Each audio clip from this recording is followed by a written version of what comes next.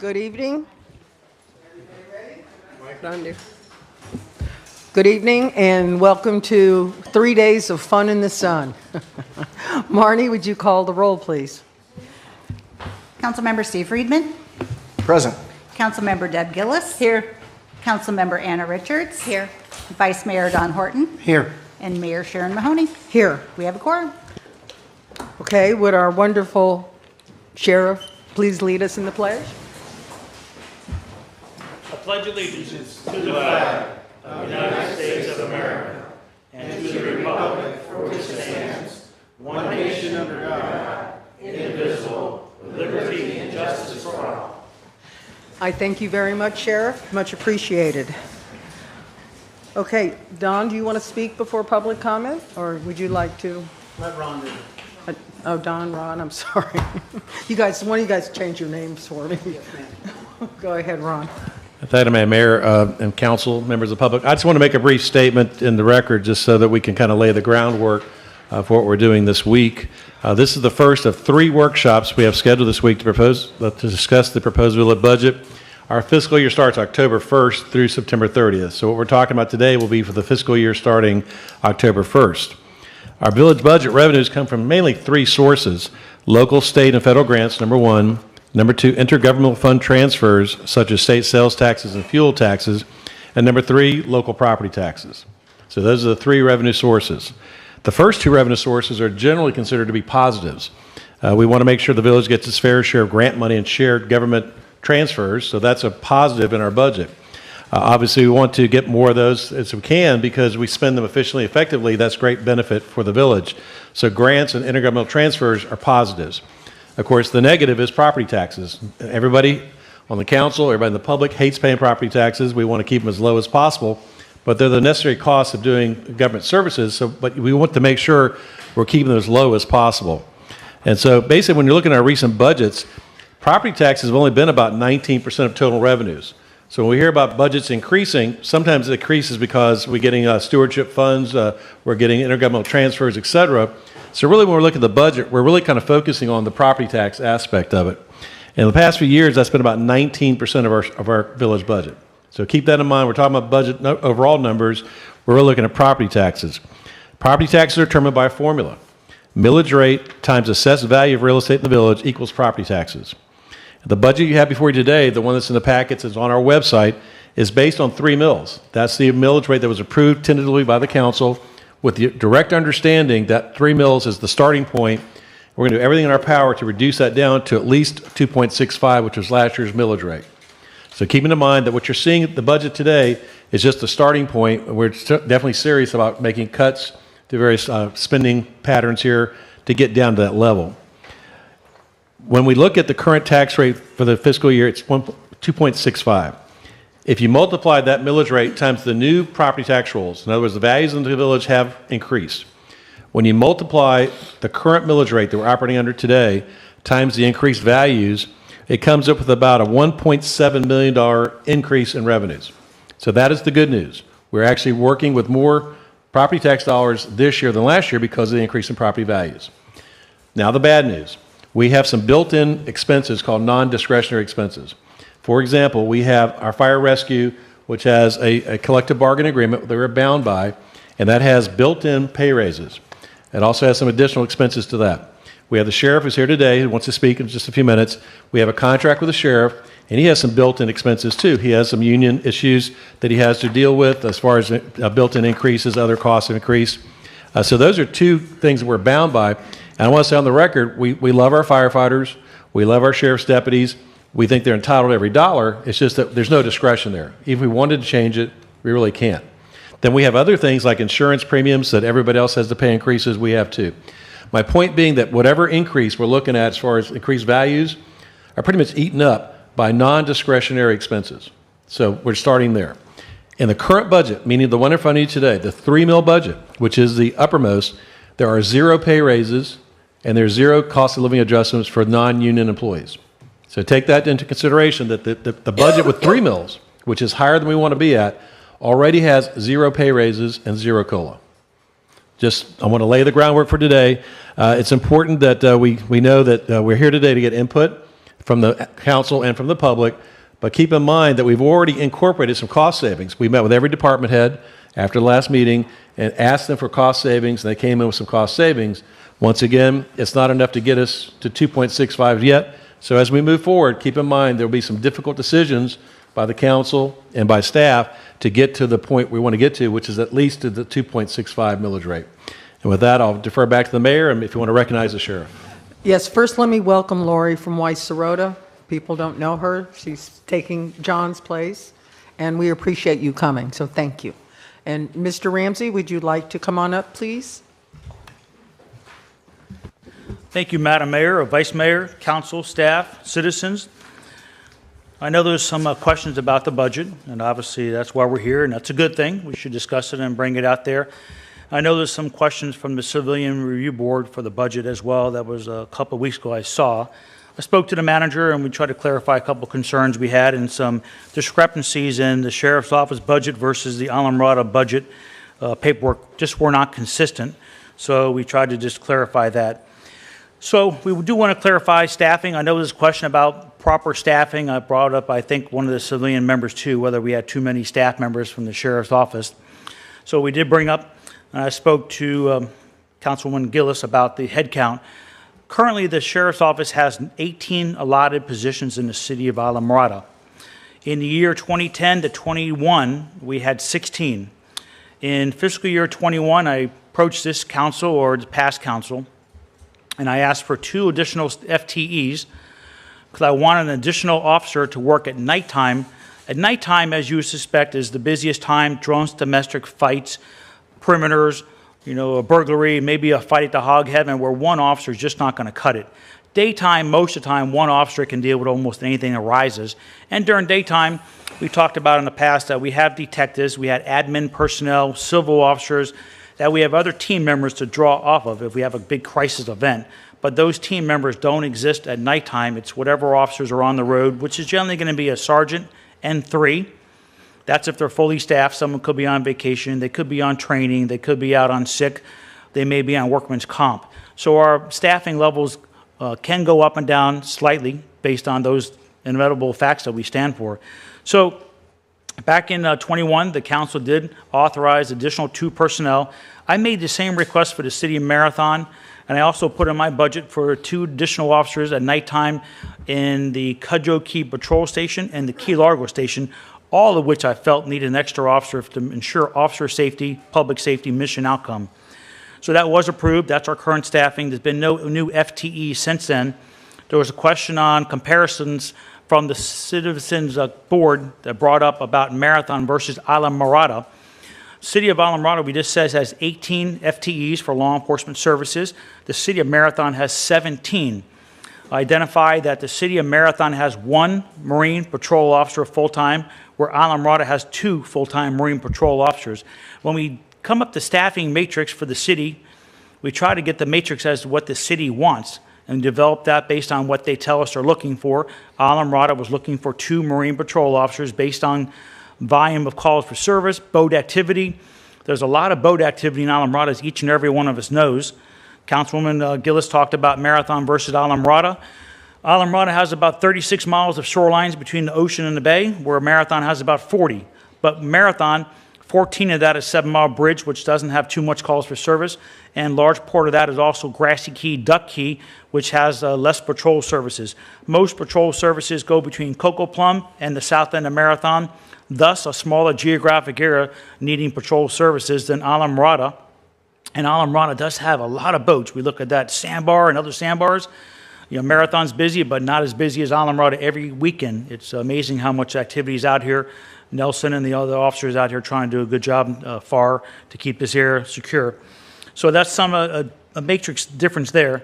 Now, the increase in our budget request this fiscal year comes out to a total of $495,000, and that $495,000 is solely based on personnel services, no operational. If you look at the sheriff's office budget, you'll see that our budget is based on personnel only, and we're trying to have like the council or the manager says, this is based on collective bargaining agreements with the sheriff's office and our police union, which is the Police Benevolent Association, PBA, and also collective bargaining agreements that the County Board of County Commission has done with their Monroe County firefighters. We try to be consistent to how public safety workers are treated in the incorporated, unincorporated areas to make sure that we set the tone of a value of a public safety worker, that we're treating everyone the same. So Monroe County has determined that a first responder for fire rescue is valued at $72,305. And that's what the sheriff's office is looking to be consistent with, was how the firefighters are treated there. Alamorada has determined that a first responder for their agency, fire rescue, is worth $73,668. I agree, they're worth the money. But with that in mind, with our raise that we're projecting, we'll still be making $1,363 less than firefighters in Alamorada, which is, again, they deserve it. But we're trying to use it as a reference. If a firefighter is determined to be worth this much, we think a police officer is worth as much. We don't ask to make more, but we think we should be equally contributed as a salary base. Sheriff's Office, again, is comparable to Key West PD, who makes $72,508. Key West Fire is making about $70. Marathon Fire is making $70,441. So our salary range is very consistent. We're in the middle range of what police and fire are making between the county and cities. And again, as our manager says, this is based on collective bargaining agreements that we've entered into. As you know, the Sheriff's Office makes no additional money on this contract. We do it at our direct cost. We assume all the risk liability exposure that occurs from having a police agency, use of force, other issues, lawsuits that come in. It's just part of our job being a good partner to you. But I can't do it for less either. I'm not here to take a loss. That would have to come out of ad valorem county taxes to take any less from there. So we think, again, we're holding the line as tight as we can. We know it's a tough budget season for the cities and counties. And generally, you know, we're very fiscally responsible. I give back a large amount of money each and every year. I tell you and other members that we are really responsible. We treat that money like it's our own money. If we don't need to spend it, we don't spend it. And we're proud to give back money to the counties and cities each and every year, showing that we are truly fiscally responsible. If I ask for it, it's because I think I need it to provide the proper level of services that you and your citizens demand, deserve, expect, and to make sure that officers' safety is number one. They go home to their families at the end of the shift, to make sure that we can provide the top level of service to the citizens and visitors, and we have a rapid response time to get the calls for service. A reduction in manpower allocation would increase the time it takes to get an officer on scene. It would increase the potential officer safety risk and public safety risk. We think right now the manpower allocation set is a bare minimum. We could probably justify more, but again, we're not trying to empire build. We're trying to provide top-level services at the most economic availability we can. But we've said before, police, fire, rescue are not cheap. When you want them right now. But 24-hour-a-day service for police, fire, rescue does cost money, but it's a level of service that we have to have public safety at the top of the list, and that's kind of where we're at. So I'll be here for any questions. If you have any questions, I'll try to answer questions you may have. Council, anybody have anything they'd like to ask? No? No? I appreciate everything you guys do. Go ahead. Last year, was the budget around 400,000? 400,000? Yeah. Oh, no, it's more than that. Last year, the total budget last year was just over 3 million, 3,079,000. This year, projected budget with the $495,000 increase comes out to 3.575. Okay, 495 increase from. That's from the that. increase. Right. And that comes down to not only the salary adjustments, but also with any salary, you have FICA, FRS, all stuff that's associated with there. Any overtime in costs would be increased from there. And, Florida retirement system is what we operate under. There's increases when the officer makes more money, but there's also increases every year with Florida retirement system to keep up with their potential needs. So those are all pass-through. All of our costs are solely a pass-through. Again, we get dime zero out of this. We just take on the responsibilities to be a good partner with you, Marathon, County of Monroe for our municipal police contract at the city of, at the airport for the Key West. Those are all contracts that we have with the municipalities. And just to follow up to that, because I do recall that you do give back the money that you, when you don't use all of it. Do you recall about if there was any last year? There was. Mm-hmm. I think the number of was 175-ish. I think it was a little less than that. It was 100 and something. It went towards the purchase of the That's right. We they went over to the new contender for the city of Islamorada, but it was 100 plus last year that we returned back. Countywide, between Marathon, Islamorada, Airport, other contracts, we turned over just over $4 million back to taxpayers. Thank you for that. Deb, I see your light's on. Yeah, I just wanted to thank you for addressing some of the questions that the task force had and answering my questions. I remember us asking for the 2 additional officers, or you asking. I don't remember how that came about, but I do remember those days. And it was needed at the time. The fact that we've been able to hold that and still think we're doing a good job is commendable for your officers. Thank you. Thank you. These officers work really hard. They're pulled every different direction. We know there's a lot of demand on law enforcement services, the old road, the new road, the center turn lane, back in neighborhoods, the fill, on the water, special events. We continue to try to spend more time trying to figure out how to get it done with the manpower we have and spend less time complaining that we need more. We know more has a cost to it. And we're just trying to be fiscally responsible with the money we have and to return money, but also make sure our requests that we ask for that are justified and that we can look you straight in the face and say we need it. Don? Sheriff, there's no question that you are probably the most fiscally responsible sheriff this county has ever had. We appreciate you for all of your staff and all the work that you do. And I know that you're not going to ask for something unreasonable. So thank you very much. Thank you, Councilman. Anybody else? Thank you very, very Council, much. thank you. Mayor, thank you. Thank you. Thank you. I guess we should open public comment up. Marnie? I do not have anyone on Zoom, and no one has signed up for public comment. Really? Really? Wait, I see panicked faces in the crowd. Can they just come on up if they want to? Come on up, Mr. Dalton. He must have leaped out of his chair.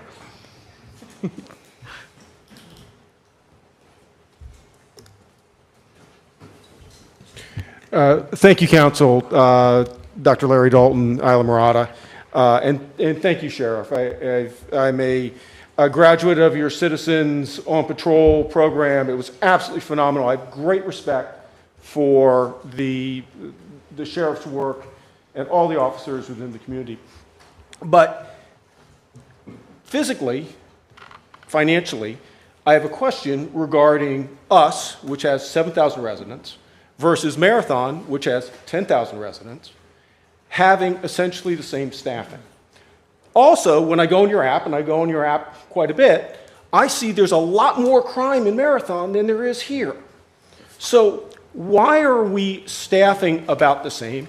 And is our cost compared to Marathon greater or less? Thank you. Would you like to? I'd be okay if you want to come up. Oh, thank you, madam. Each city determines what they think they need or want, and calls for service, while they may vary, populations may vary. With that, visitors may vary. There's a lot of other dynamics. Geographic areas, Marathon is easier to get from one part to the other part. We can move officers pretty quickly. Islamorada is very challenging, as we all know, with the traffic. Between the 90 and 80, doesn't matter what goes on a good day, you're sitting in traffic trying to get there. We can't have officers using lights and sirens just to get there faster to these calls. So we do have more of a delay to get on scene to a call, or have to get from the 82-mile marker to the 90-mile marker for a call there as well. But again, staffing matrix have to be based on a lot of factors: needs, calls for service, officer safety, the ability to have an officer respond to back up another officer. In Islamorada, it takes a longer time potentially to back up officers, and that's what we kind of asked for the 2 additional officers years ago, was because, again, we fall back to nighttime with drunks, domestic fights, the hog heaven, other stuff going on. I can't have one officer there by himself or herself waiting for 10 minutes for an officer to get there to back them up while they're fighting 3 guys who are drunk in a parking lot, which happens at times. You're dealing with an impaired driver. That takes you 3-4 hours out of the night. Look, this is an inherently dangerous job. We know that. We saw one of our officers here, Julian, a year ago, lose his leg on the duty. We've had officers shot at, hospitalized, spit, kicked on. It's a dangerous job, and when someone needs help, we want help there right away. And trying to cut a couple of positions isn't going to make a difference on the taxpayers' dollars, I don't believe. Only thing you're going to do is potentially increase the safety of the men and women out there doing a very difficult, challenging job for very little money. We're trying to get up to 72 just as, for a starting officer.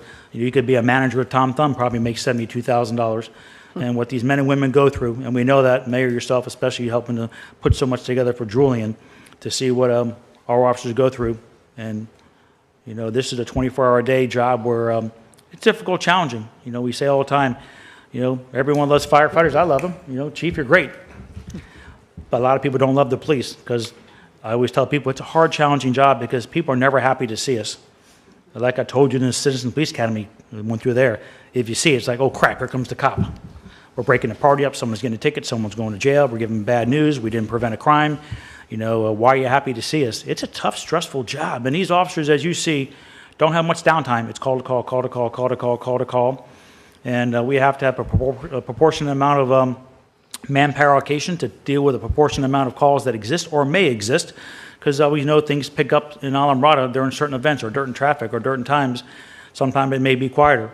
End of the day is, I think the proper staffing does exist. I think in reality, as we came here, we could justify in other parts of the county and here too a little more staffing, but we're not asking for more. But cutting a couple of positions would be catastrophic. To save a couple $100,000, just not worth it when it comes to public safety and officer safety and mission outcome. And what we're here to do is protect and serve the public. So I hope that answered your question. Anybody want to say anything? I appreciate everything, and I think you guys are, I would cut other stuff before I'd even look at you or Terry. So appreciate you, okay?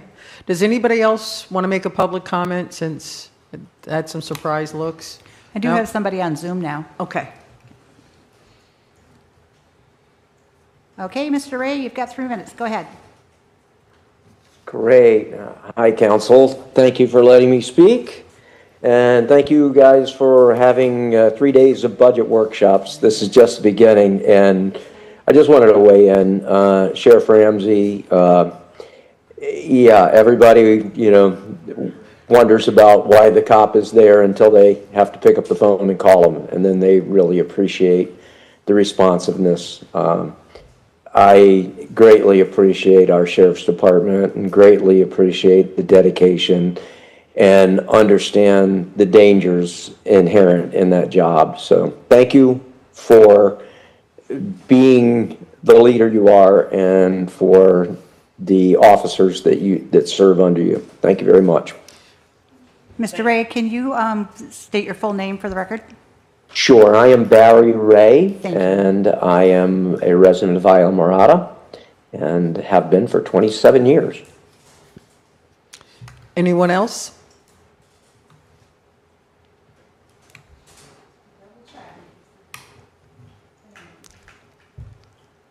Okay, public comment is now closed.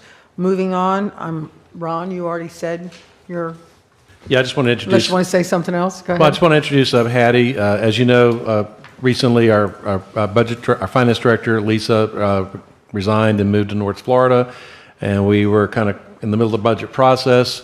Our senior staff accountant, Hattie Jenkins, agreed to serve as the interim finance director, and I wanted to compliment her. She took the ball and ran with it, and we have a budget before you today. And we really do have a small finance department. We only had 2 people, she and Callie, working on the budget. We had some outside help. We trained up Bishop Rosasco accountants, and they've been a big help with this also. In addition to doing the budget, we also had to complete the DOJ report, which was turned in by the deadline, so we are good with the state. But Hattie and the rest of the finance team did a great job in just getting a budget together. And once again, this is a preliminary budget. We know more needs to be done, and so we just want today to go through all these items, answer questions, basically. We have 2 more days of budget workshop, but we want to make sure that Hattie and her staff are here too, and we have a lot of our department heads here too. So they're available for the council and for the public's interest as far as any input. Thank you. So Hattie is taking it over from here. And thank you very much for your service to the community. You're welcome. So I believe We then, promise not to use the whip or anything, we promise. Yes, please.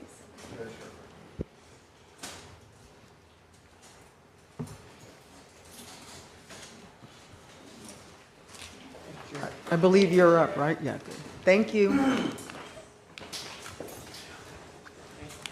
Enjoy National Night Out. There we go. Okay. So basically, tab 1 it's just to provide you with an overview of key governmental accounting principles, our fund balance and net position classifications, and an explanation of the TRIM process. Tab 2 is also reference materials and intended for informational purposes. It includes a copy of the Basic Government Resource Manual prepared by the FGFOA, the Florida Government Finance Officials Association. This section also contains the village's purchasing policy and a purchasing flow chart to help council better understand our procurement process. So that's just for your review at any point in time. We don't really need to dig into that. Tab 3, I'm going to send you guys down. We missed one page, so I'm just going to pass that down. It's our debt service fund. All right. Tab 3, the first page includes our current cash balances across the village's 3 main bank accounts. That's our main operating, our PYH Marina account, and then our SRF loan debt service account. This information includes the year-end cash balance as of September 30th of 24, along with the most recent cash bank balance as of 7/31, which is the last statement we received. Please note that these are running balances. For example, I did a SRF loan payment of $2.3 million, so that SRF loan debt service payment as of 8/1 is now at $99,000. And what we do with that is we transfer in monthly to cover that large debt service payment. I believe it's twice a year. Additionally, in this section, it also shows the investment pool account that we have with FL Class, and I just wanted to show that so you could see the amount of interest we are accruing in that investment account. May I ask a question? Oh, sorry. Sorry. You have 2 columns of interest rates. What's the difference in the 2? That's just the interest rate as of 9/30/24, and then as of 7/31/25. Oh, 'Cause one's a beginning and one's an ending. Yes. Okay, that's all. Okay.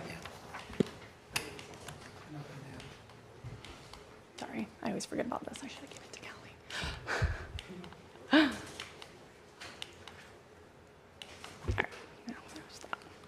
All right, the next page it's just a list of all of the debt service funds that we have, the balances remaining.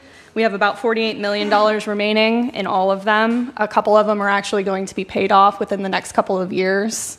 And you can see that on the amortization schedules that are attached in the next few pages.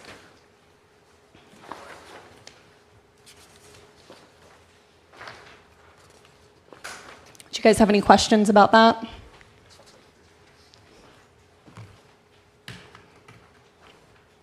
From there, I'm going to have you guys move to tab 7, which is our general fund revenues, before we move along to Jamie's part.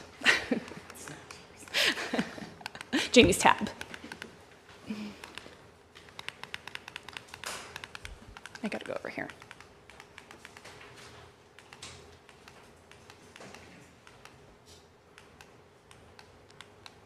Bear with me. You need a new clicker. Okay. All right. Nope. Cut. For the revenue projections, that first line, there's franchise fees, which is the percentage that we receive from both residential and commercial contract. The fees compensate for the village for the use of public roads and are allocated to the general fund to help reduce the need for additional ad valorem revenues. All the other revenue projections are based on historical trends and anticipated income. A few of them are actually pulled from the state EDR website, so those are their projections. I know there was a question, Deb had a question about the Stewardship Fund Act proceeds. Those have been moved to their allocated departments, wastewater and canal project restoration. So they're earmarked for those capital projects. So it's been moved over, which you'll see when we go over capital projects. Any questions on revenues? I have a question about the wastewater. I thought, did you and I have a conversation about money that was supposed to use? Isn't wastewater supposed to support itself? As an enterprise fund, it should. but it's not. Gee, there's a problem. Okay. Well, how long have I asked about Key Largo? I would say I started April 21st. On April 22nd, we've been talking about what to do about wastewater. And I did that 2 years before that. And we've had discussions with Peter Rosasco, in addition to helping us with our financial issues, with his accounting firm. He's also the head of the Key Largo Wastewater District. We've had meetings about what we can do, because we are their biggest customer. We are a customer of Key Largo, and what we've talked about is how we can, get ourselves in better fiscal shape. It really should be, if not revenue neutral, revenue positive. But right now, it's revenue negative. We're running a deficit. We've been subsidizing wastewater with funds that we could be using for canal restoration, for nearshore water quality, which are things I think are high priority. The problem is you have to pay the bills. We're not really overstaffed. I actually looked at that and looked at how many employees with Peter. And he said, basically, our staffing is actually pretty good. I think the big problem, to answer your question, is deferred maintenance, where apparently when we took back over the system, there was maintenance that had not been done, and we're playing catch up as far as fixing things. We want to get ahead of the game. I asked AJ for a modeling study. It just came in. We got it to Key Largo Wastewater last week because there were some discrepancies with our staff and their staff about what could or should be done. I think now we're on the same page as far as communications, and we're going to start having more serious discussions about what we can do to fix the wastewater system, and that's something we'll be bringing back in this budget cycle, probably the next couple of weeks.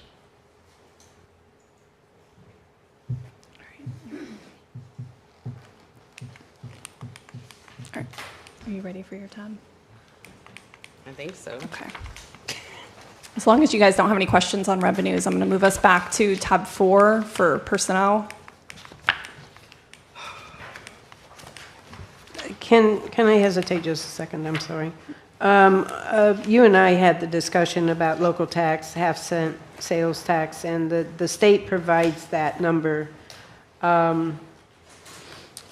Is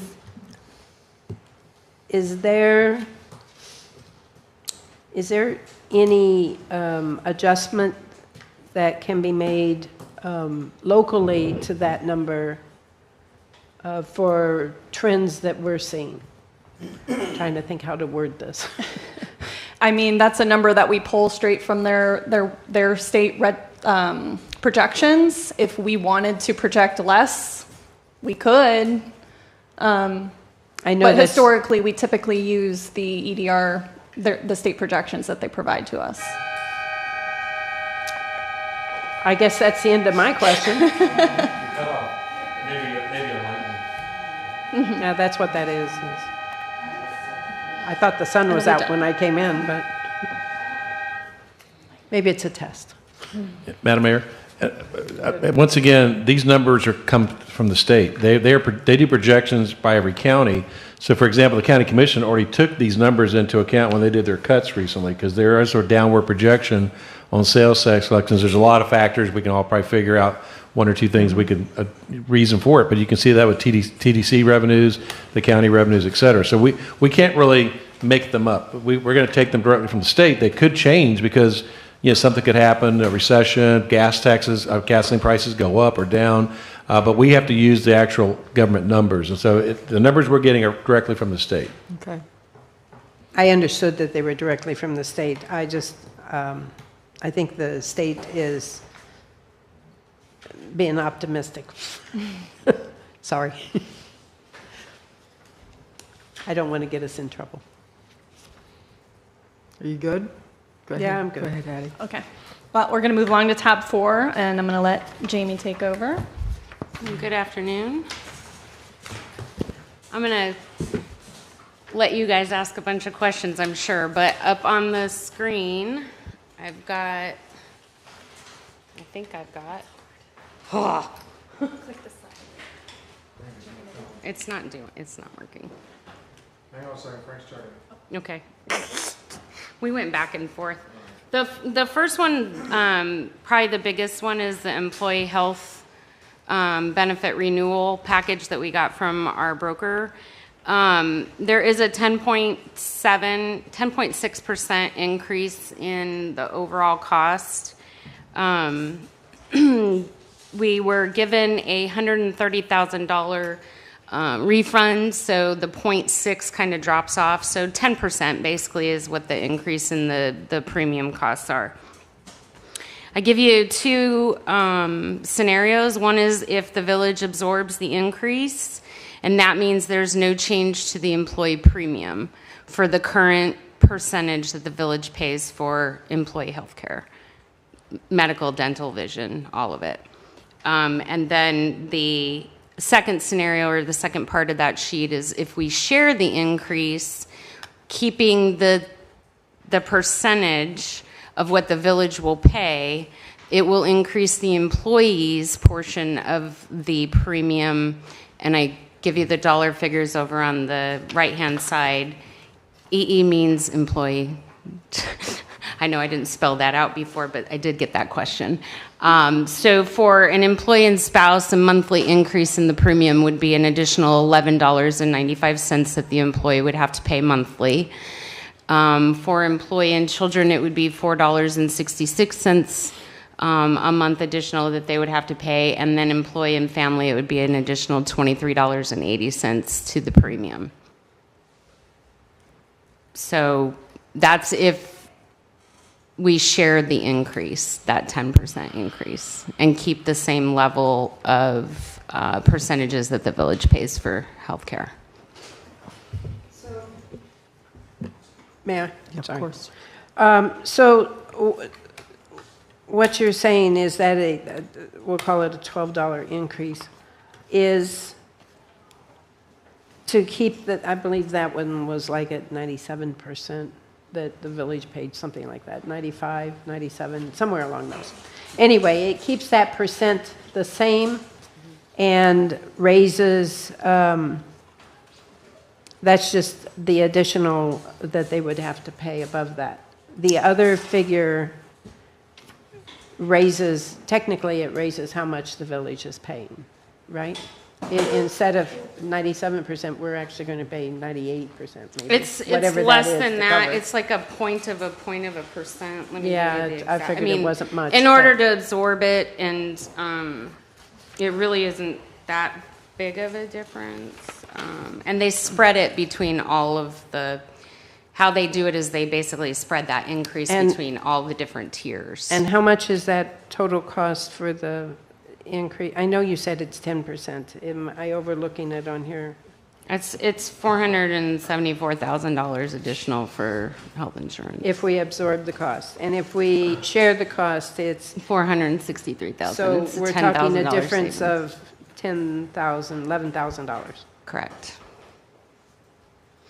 And the difference is, if you look at the top, actually at both of them, but I did put the number of employees that our 1.8 million last year was paid off of or based off of, was 108 employees. We actually had a little more than 108 employees that were participating in our benefit program. However, they take that 1.8, and there is a stop loss because we are partially self-insured is what they call it. So we only pay the 1.8, and then above and beyond, the insurance picks up. So this new number, if you notice, is adding additional employees, which is a better census, and they get a census prior to renewal so that they can base the increase off of what we're actually projecting for employees that have health care. I know it's kind of backwards.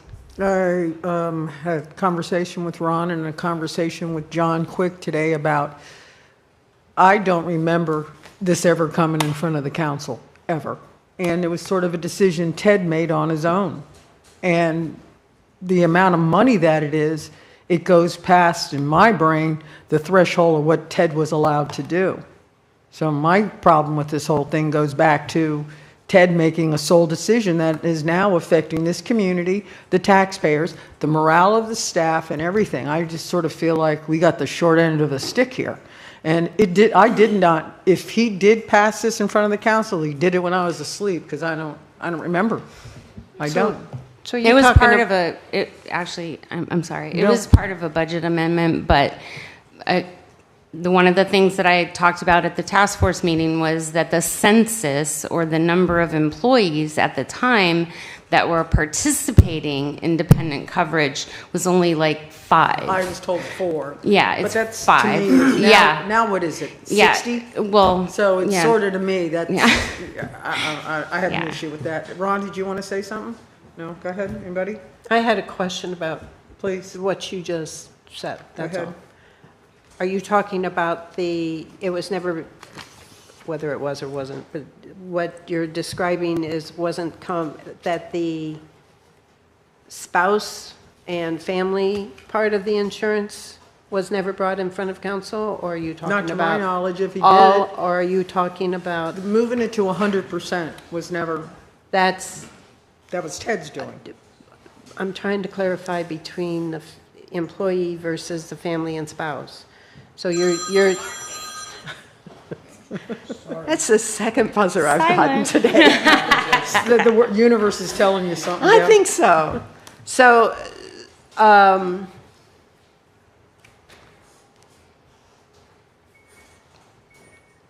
I guess I thought that we were paying almost 100% when I was on council. I don't think so. I think it was something Ted did.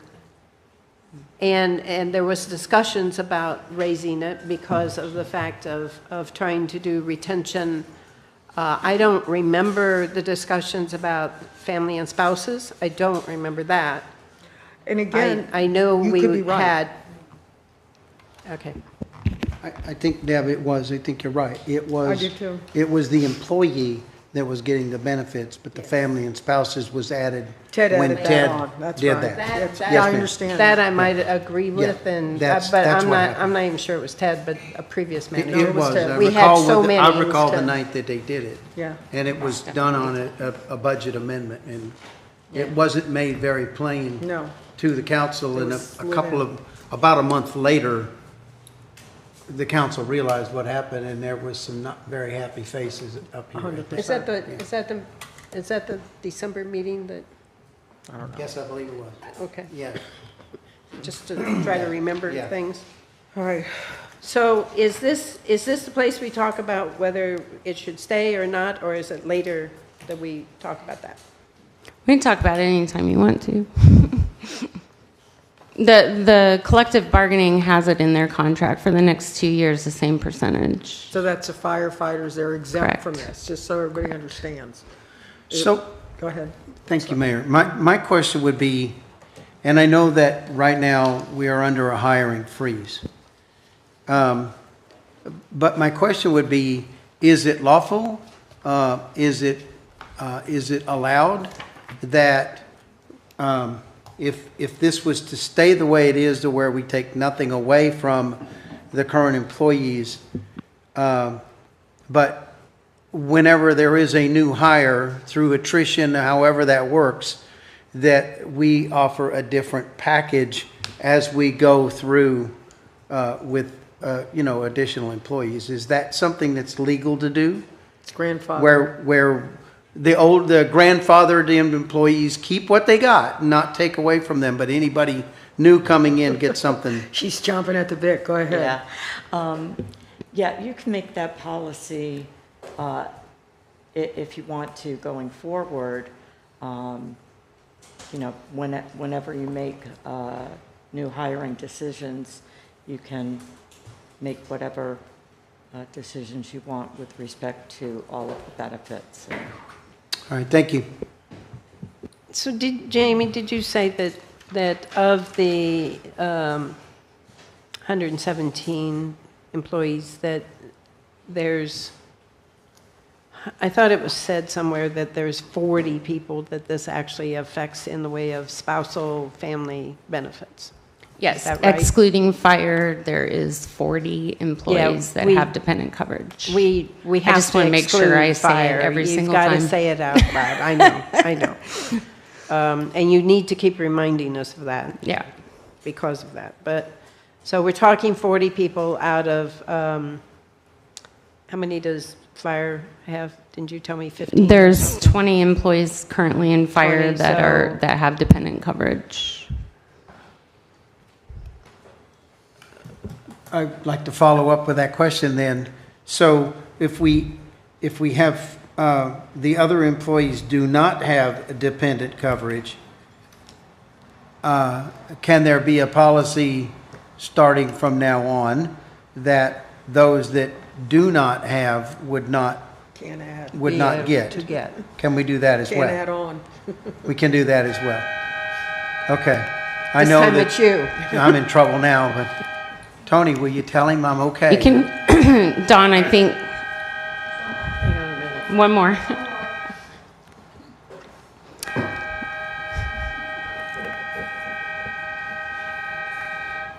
All right, well then, when it's appropriate, I'd like to have that discussion. Yeah, And I see what we can have different tiers, and so you can have a traditional plan. We would just call it the traditional plan, I guess, or going forward. And I hate the word grandfather. Well, let's call it the old timer plan versus the new timer plan. Hey. Some of us fall in that category. You can have a traditional plan, and then you can have a new plan, and you can have different tiers, and you can have different percentages for those folks going forward. I'm not really sure about when you drop somebody and when you bring on a new, because if somebody that is in the traditional plan has a baby, for example, I'm not sure you can do that, but we can check into all those options. Thank you. Deb, did you want to say something else? Your mic's on? No? Yes, but I don't know what I want to say, so I'll wait. Okay. Anna, do you have anything? Steve? Back to you. Back to me. Unless, Well, I asked if now's the time to discuss the benefits and what we actually want to do, and you were leading up to that. But I think part of what we want to consider is, thank you, that it depends on what we do with salaries to what I want to do with benefits. okay. So I guess I would like to wait and see what our discussions lead to in raises. Okay, I do like what your suggestion, but, I mean, we have to do something. It's crazy, I mean, it's not, there's a lot of people who live in this town who, besides our staff, and I want to be fair to the people that are here, but at the same time, we have, like the tier level, changing things, just so we don't punish the people who have been here. It's sort of like, to me, the freebie thing, where you go from free to charge money and everybody has a meltdown, and that's what this is going to have, the same effect. So I do appreciate your suggestion. I like it. We can modify it to different things, and so if you want to just continue on, and then we'll have the discussion about, again, is that good with everybody? I'd like to, yeah, I'd like to. Yeah. Wait a little bit? Yeah. Okay. Yeah. All right. Go ahead, Jamie. Anything else? No, I'm done. You- That's it. Okay, so then are we back to Hattie? No, I was joking. I'm Yeah. sorry. Oh, I don't know. I don't know. I don't know forward. I don't know what's next here. I told her to take out some things, so. I think the budget compare.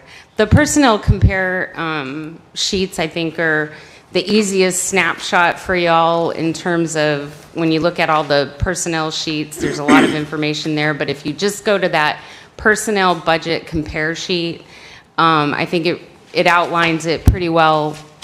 There have been questions about what the difference was for the insurance premiums last year versus this year.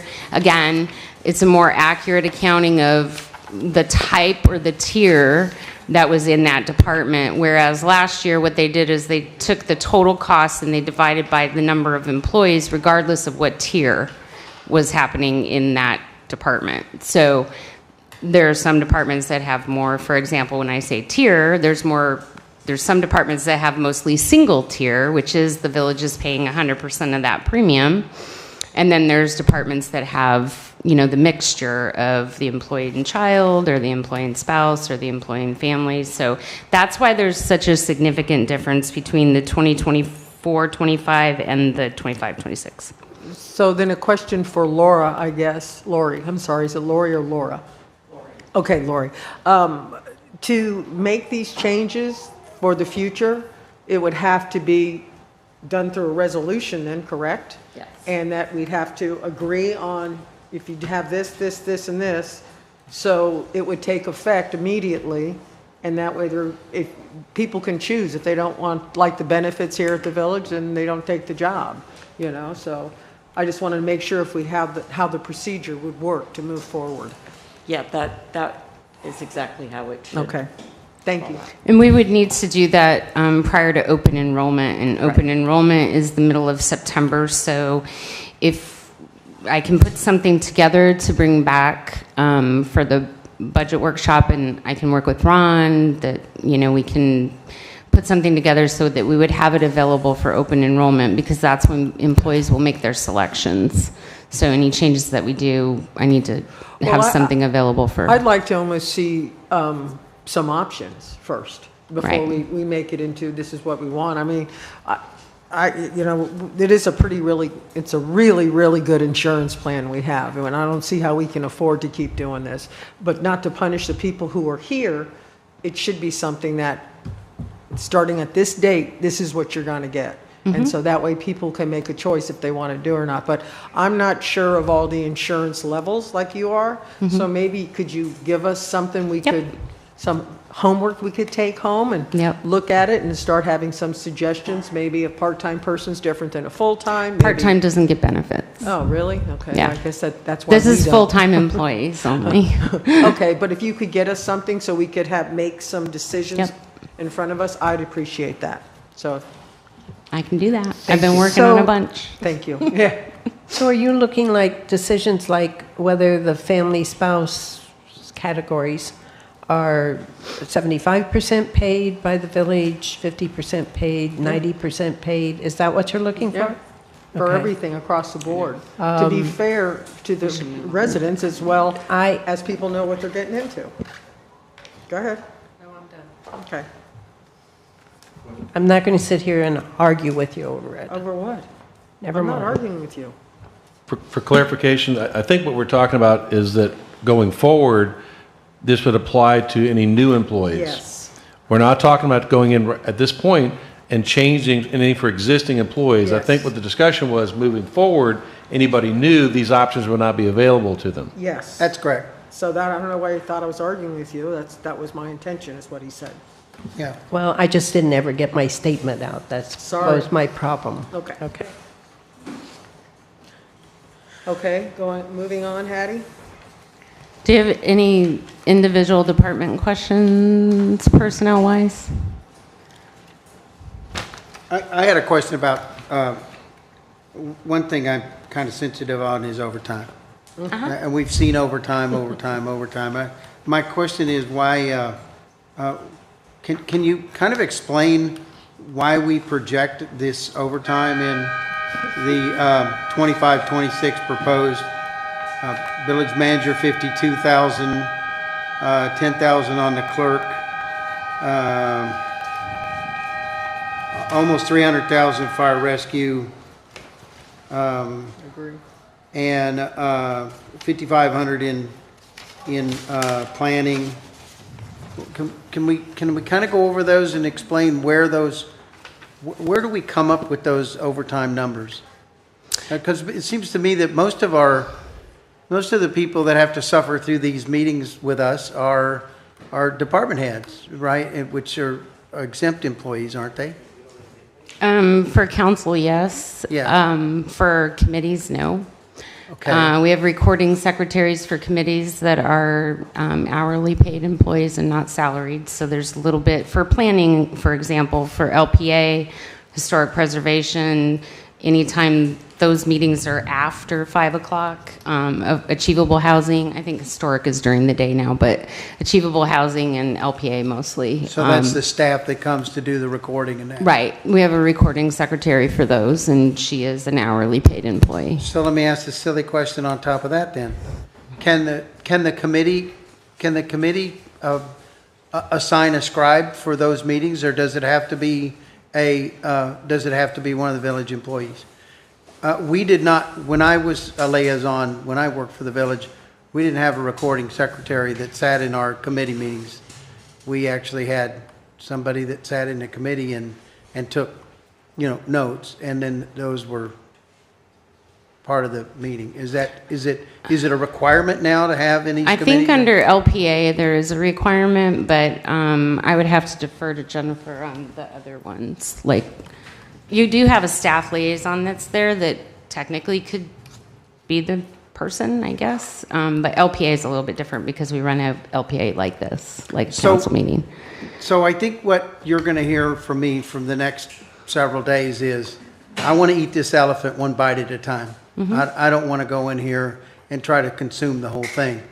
But, and maybe to a lot of people, when we look at a budget as big as ours, finding a way to save $4,000 here or $6,000 there or $12,000 here may sound like minor things, but if you keep throwing the coin in the 5-gallon jug, eventually that jug's going to be full. And so I think that if that's something that we can look at and say, well, let's just not have that non-exempt employee scribing for that particular meeting. Let each committee choose, just like they do a chair, somebody that can put those notes down, and then everybody Or you could have can it look at during the those day. next time. Or you could have it during the day instead of at night. Yeah, it's just the meeting. So, Exactly where I was going. Like, Have can it we just during move them during the staff day? hours. Yeah. Options. I did want to, I think what's in your book, I do want to go to Public Works, I think is on the next slide there, on this budget compare.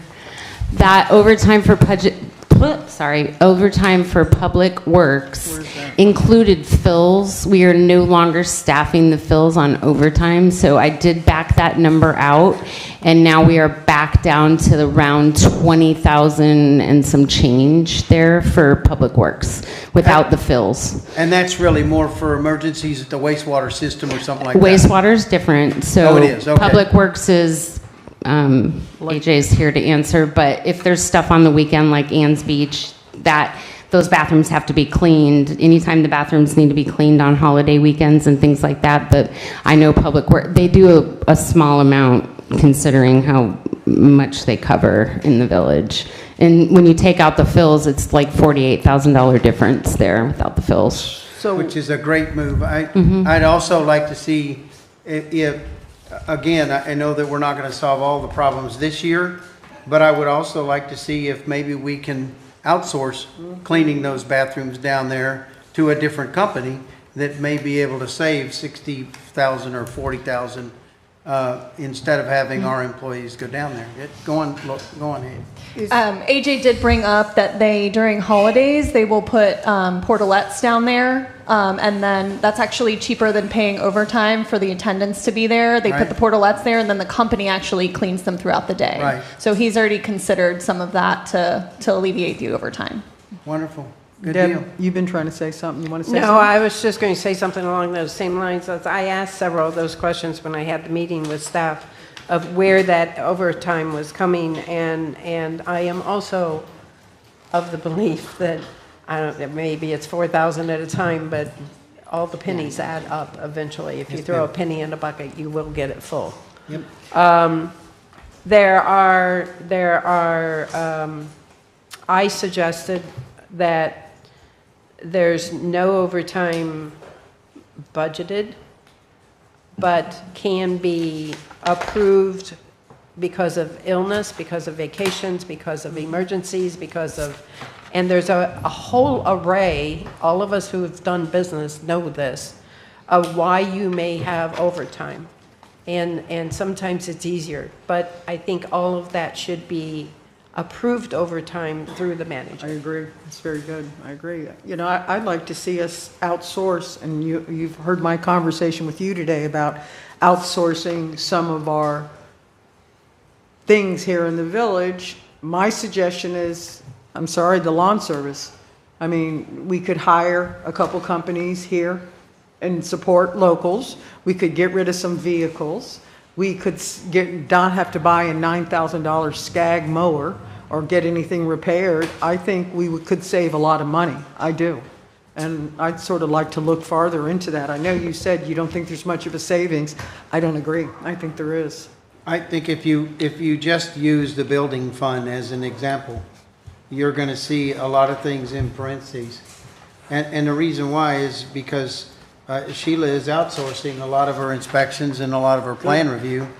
And that's saving us on you know, our burden, our 40% at least burden on top of whatever. And those guys that are doing the people that are doing those inspections that are from a different company are you know, they're qualified. They're just as certified as any other inspector and plan examiner as you could get. And there's a huge savings in the building fund.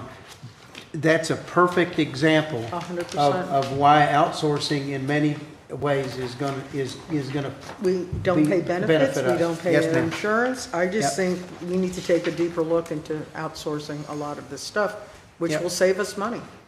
Like I said, we're probably not gonna fix it all this No, year, but- but next year, we're already working on it, but next year is gonna be even better if we can start making these policies. Go ahead, Ron. Yeah, to clarify, we're already looking at outsourcing some things. We've already done it with finance, for example, rather than going, and I removed the notice that we're hiring a finance director. It's no longer a vacant position. We eliminated it. We're going to contract out with some existing firms to take it over. Once again, especially budget time, it's an intense period of 2 or 3 months, but the rest of the year, why would you pay an employee, a full-time employee with benefits, et cetera, when the real intense time is the 2 months? We'd rather contract it out. It's working out to be more economical. So finance is the best example. The other ones, I'm not saying we won't save money. I'm saying we don't know. We can look at the maintenance, landscaping, the highways. There's some things we can, litter control. Those are all things. But remember, we'd have to go out for bids, and the bids may come in high.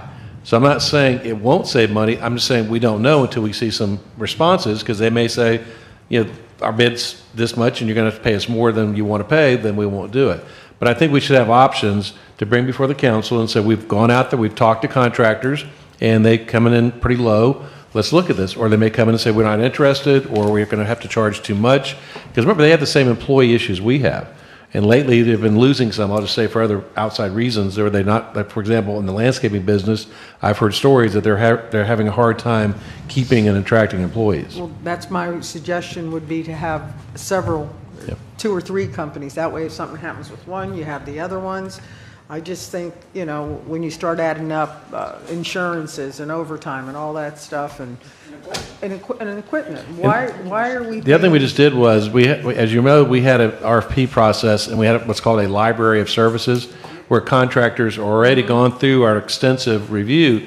And I've already asked, for example, Peter's in the audience, we've already been talking about, are there landscape companies included, for example? But we need to start that process. But we're in the middle of the budget right now, and some of these things may not be able to happen before next month, but it's certainly something on the radar. And going back to overtime, in the current year budget, I already put out a written directive that no more overtime, and let's just say it was in the budget, and we've had a difficult time maybe not being clear enough. Going forward, to be very clear, no overtime without my express written approval, just to make it sure that and there are some very good reasons to have overtime. Sometimes it actually saves you money than going out and hiring somebody else. But I want to make sure that from a fiscal standpoint, any overtime is being looked at least by me, before it gets done. So that's definitely going to be going forward, October 1st, no overtime without express written approval. The contracting things, we're already looking at it, and we'll bring it back to the council. Thank you. Anna, did you want to say something? Well, yeah, I have a question too, is on Parks and Rec, other salaries and wages is an increase of almost $95,000. Yeah, that's actually, I made a boo-boo there. That's the seasonal employees, and that number should be included with the regular salaries. It still comes out to the 206, whatever that is. Yeah, yeah, it still comes out to the same number. It's just that number should be like 53,000, that other wages and salaries, and the increase in the regular salaries is The increase is 374,000 up there in the top. And that's the seasonal. So it should be 1.3 for regular salaries and then 53,928 in that next line. Again, it comes out to still the same number at the bottom, but I just put it in the wrong spot. Still a big It's a increase. formula error. We'll correct it before we come back. It's a formula error. No, it's fine. It's just, it's still a big increase from, still a big jump no matter what, however you put it. Right? I mean, $95,000. Yeah. Are we paying new contractors to do, I don't know, It's swim seasons. lessons or something? Is No, that no, where the that's, increase is this is coming from? employee only. So we have part-time employees and seasonal employees in that total regular salaries bucket. We did change some of our part-time employees to seasonal because they weren't here as much of the year as they would be classified as part-time. I think what she's trying to get at is where did the $94,000 come from? Was that, did we hire extra? It may be a Parks and Recs department head question, not necessarily yours. We did have a couple of employees that got a increase based on $94,000 no increase? no I'll have to go back and like dig into the number, but I don't want to just Okay. Can I recommend that Maria, our Parks and Rec director, is here rather than us kind of dancing around? Maybe she can give a direct answer. So Well, you're on the spot, Maria. I warned her. Well, I'll first. do my best. So basically, we're talking about our seasonal employees. So what our seasonal employees do is pretty much when we're short full-time employees, then our seasonal employees come in to help fill that void. Most of our seasonal employees are scheduled during the summer months. That's when we have our recreation camps and need extra lifeguards for the pool since the pool is so much busier. So so basically the increase in that and the seasonal wages was due to needing more extra seasonal help.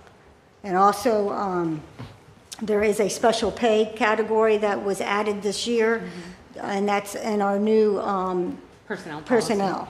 So special pay was an addition, and that means that for the 10 holidays that the park is open, our part-time and seasonal employees do receive special pay for that, and that's what increased that. So it's basically that's 10 holidays. Still a lot. Yeah. So it's 3 months, basically, Yes, right? and then it's 10 holidays that the park is open for, when we're open, actually, it's basically 12 holidays a year that the park is open. The 10 holidays a year, we have seasonal staff and part-time staff that is getting paid special pay, and that's in our new policy manual. But What's if I may special pay? we can't call it holiday pay because Oh, they're I'm wondering part-time what special employees. pay is. Yeah. It's just- So It's it's like basically secret sauce or something. we're just not allowed to call it holiday pay. Go ahead, Debbie. well, And that Once was, again, I believe, around $55,000. probably. So I think what the real question is we're showing for the new year that it would be $250,000 more in salaries, whether you call them seasonal, regular, part-time, full-time, holiday. It's 250,000 is a sizable increase. It is. If it was something that we transferred out of one department into another and are now showing it in Parks and Rec?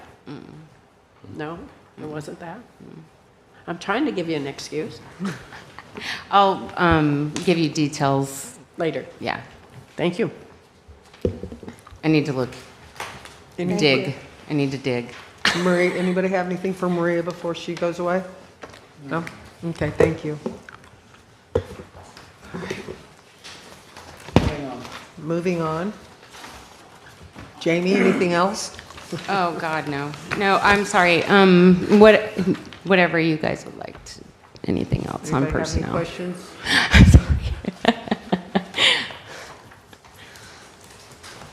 Steve? And we can come back for more, obviously.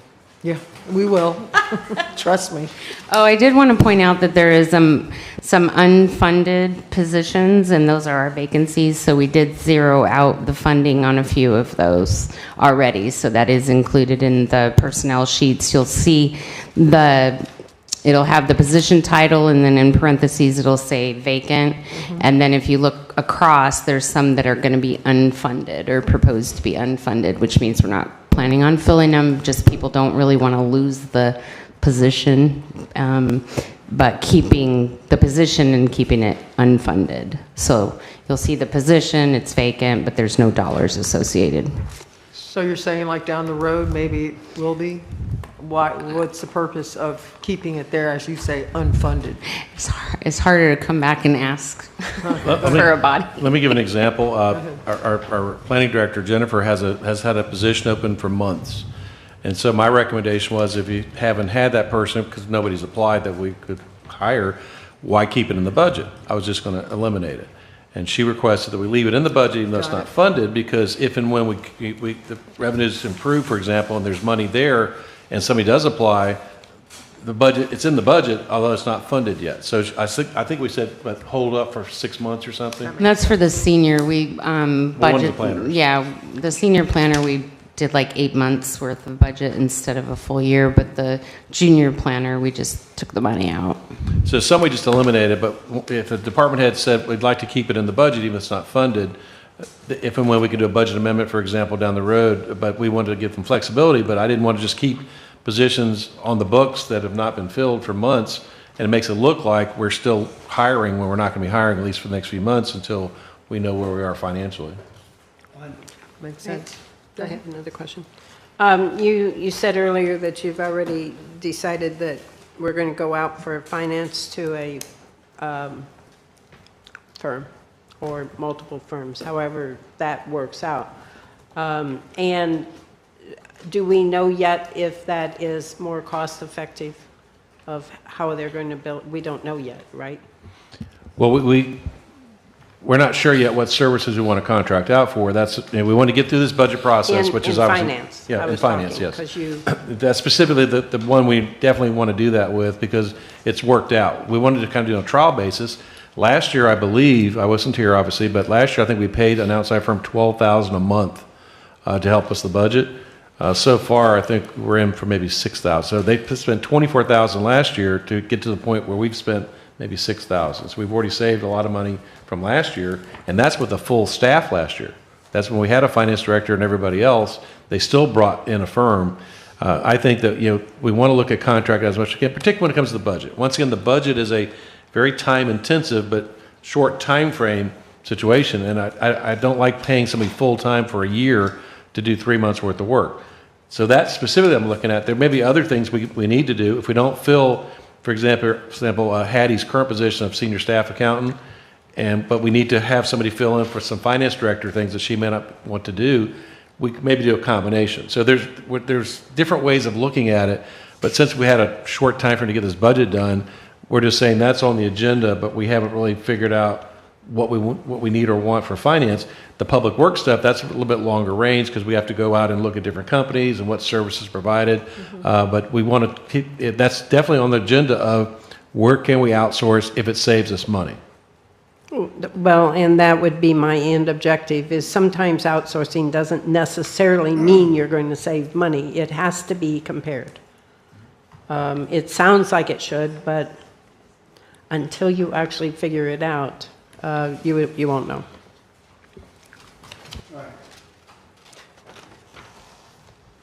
Where do you guys want to move on to? You want to do Public Works? The next item we have is just to look at the projections, but it's up to you. We have most of our staff is here, so we can move along to wherever you'd like to move. Anybody have a suggestion? Would you like to do? I'm just not sure how to fit it all in, and maybe that's why we have a 3-day, Yeah. this thing, because I've got.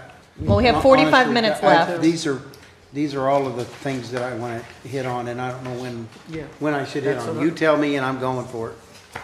Well, And we only have 45 minutes, so.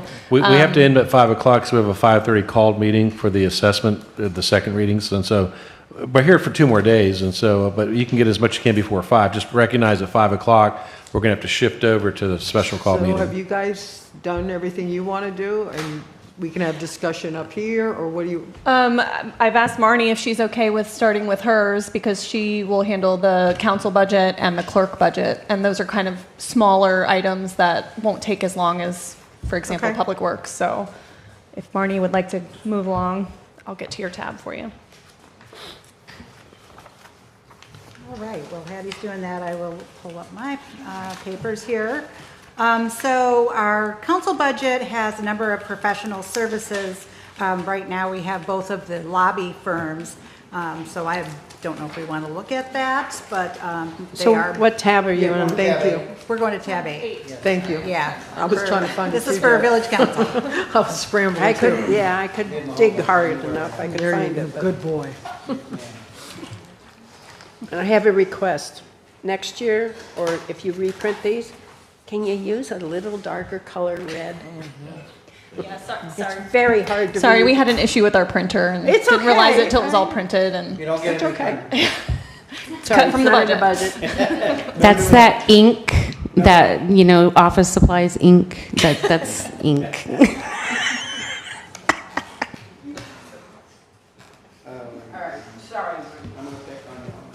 Okay, so moving on.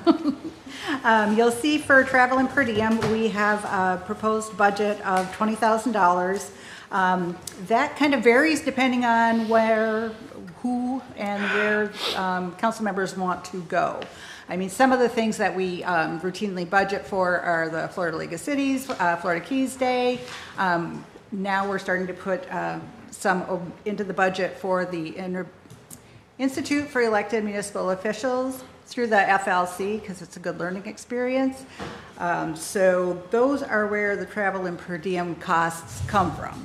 I mean, if you wanted to have a conversation about what you will and won't attend and how many people you'll send, there's possibility of reducing that. We kind of set it at $4,000 per person, so you know, think about how much you're planning to travel, and we can take that number from there. I'd like to go to Europe. Good. Okay, so for PR advertising, you'll see the holiday lightscapes, the holiday decor is down to the $59,000 that was quoted and decided on earlier in the year. We do have $15,000 budgeted for fireworks. Newspaper advertisements, we have $3,000. Those are things like agendas being posted online and other council-based things we want to Get in the paper. yes, get in the It's paper. actually newspaper, Yes, it's actually it's- newspaper it's ads, right? newspaper advertising, yeah, let me just leave it at that. And, okay, so charitable donations have been removed, so that's $67,000 not there from last year, as well as a settlement you'll see for $18,772. That was a one-time thing, so that is no longer on the budget. Miscellaneous, you know, that could be odds and ends and anything. We have budgeted $8,000, but, you know, you could well adjust that if desired. In your other expenses, we also have the other part of that settlement for $61,228. Office supplies, we have $3,500. You know, we do furnish office supplies for council throughout the year, so that's what that is based on. We have dues and subscriptions. Florida League of Cities, that is something that we probably don't want to not fund. It's a good organization for the village to be part of, and it's fairly nominal subscription fee. Below that, we have $400 for the Florida League of Mayors. League of Mayors is a division of the League of Cities, and our prior mayor wanted to be a part of that, so we left the money in the budget. No laughing. That can absolutely be removed. And we do just have the one-year terms for mayor, so, you know, it may be beneficial to take those nickels and dimes out of there. Yep. And the Microsoft Office costs, that's a Vince thing. And other and miscellaneous under dues and subscriptions are just those things that, you know, show up out of the blue that we're not really expecting. Are there any questions about the council budget? So just by changing the holidays and getting rid of giving money to charities, we have decreased it by almost $200,000? That's wonderful. Yeah, It really that's a lot. is. I think it sends the message. I think it does too. So I appreciate the effort. Go ahead, Don. So I know that we hired an attorney, an ethics attorney. Is that under the miscellaneous portion of the You know, perception services? That is probably exactly what. And that that's accounts for Mr. Herron on that? Right, Is that right. enough for him? Yes. Yes. It is, okay. Yeah, and that would also maybe count if there were other legal expenses we need to reimburse council members for, to have that, you know, have that buffer to be able to do that. And that would be where? That's still, I believe, under, you know what, I would say under. Because I don't see that, and I have a Professional projection that we're probably Yeah. going to be looking Yeah, at I agree. 20,000. $20,000 for frivolous complaint, so. Right. That's going to hit us next month, I think, hopefully. That And could so fall we into need this to- year as opposed to next That'll year. be on though. this year, yeah. Yeah, that'll be Yeah, on this to year. clarify, what you're referring to is the state attorney's investigation that has been formally closed. Once again, it's been in the newspaper. But under our ordinances, we can reimburse once it's been closed, it's now been formally closed. We've been getting the invoices in. I would estimate it's going to be about $20,000 because it's not just the council members, it's a former council member and also our legal counsel. Weiss Serota had to go out and hire outside counsel. But that won't, once again, assuming we can get it done, it'll be on the September village meeting. And if you approve it, we can pay in this current year. So that's why it's not going to be in the budget going forward. It'll be in this current year budget. The other thing about the ethics, that is Mark Herron, and that just assists you with the required disclosure forms. So I don't anticipate any big increases there. And hopefully we'll have no further issues with investigations, and so we won't budget it. I'll try to handle it internally if we can. That'd be a smart idea. Thank you. We kind of alluded to this League of Mayors. Those meetings take place at a different time than the League of Cities. If none of us are planning on going, well, if any of us were mayor and planning on going, it's only $400, but it's $400 if we want to scratch it. You know, I don't think anybody really did it before Buddy, to tell you the truth, that I know of. Yeah, we have And one you other don't- council member One that was other? very Yes. interested in that, but Yeah, we I did have no over the problem. years. That's right, eye doctor. Yes, sir. Ken Phillipson, that's right. No, not that. You can attend the meeting. Yeah, I Ken Phillips. I think you have to be a mayor to attend the meeting, but you don't have to participate in being an officer, and that's what Buddy always wanted to do, but you don't have to go to that. But it is I believe, maybe not, maybe it overlaps League of Cities. It could overlap, but They do I don't actually know. meet during the League of Cities Conference. Oh, okay. And they So- also meet during the FLC legislative conference earlier in the year. To save time, we'll eliminate it. Thank you. Consider it gone. Okay. Any other Any questions? questions for Marnie? Anybody got anything else? Okay, so moving on to the clerk budget. You have $10,000 overtime. I don't anticipate us using that much. That would be in case something happened to me and Stephanie had to stay late and start doing council meetings. You know, so that's the kind of thing that would be overtime, unless we adjusted her hours, and I don't think she'd appreciate that. So for professional services, you'll see we have Muni Code of Ordinance Services, and it's $4,700.